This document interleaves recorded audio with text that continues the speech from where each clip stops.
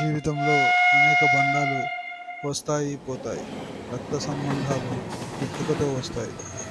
కానీ ఒక బంధం మాత్రం మనమే ఎంచుకుంటాం.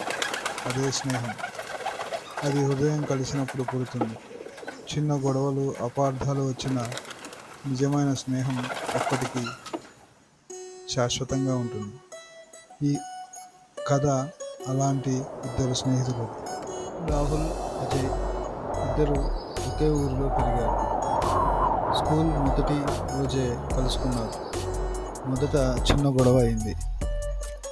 రాహుల్ పెన్సిల్ కోల్పోయాడు. అది అజయ్ దగ్గర దొరికింది. నువ్వు దొంగిలించావు అని రాహుల్ కోపంగా అన్నాడు. అజయ్ కూడా తల వంచకుండా నాది ఇది అన్నాడు. ఇద్దరు కొట్టుకోవడానికి దగ్గర పడ్డారు. కానీ టీచర్ మధ్యలో వచ్చి వారిని శాంతింపజేసింది.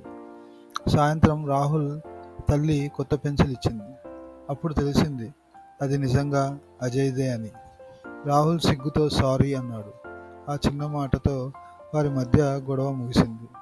స్నేహం మొదలైంది. రోజులు గడుస్తున్న కొద్దీ వారి స్నేహం బలపడింది.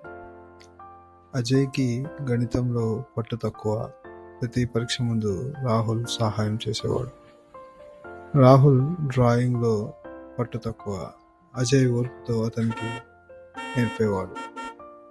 వారిద్దరూ ఒకరికొకరు సహాయం చేసుకునేవారు.